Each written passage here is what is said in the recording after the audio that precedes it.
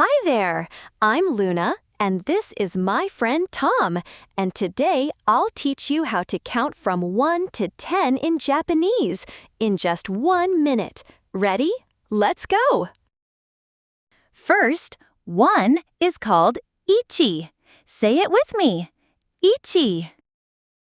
ichi, Next is 2, ni, 3, san, and 4, shi. Let's say them together. Ichi, ni, san, shi. And 5 is go. You're doing great! Now we have 6, roku, 7, shichi, 8, hachi, 9, kyuu, and 10, ju. Say it with me. 6、7、7、8、9、10。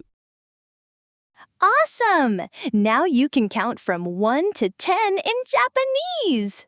Keep practicing every day, and you'll remember them easily. If this lesson helped, give it a like and subscribe for more Japanese lessons. See you next time. Mata ne!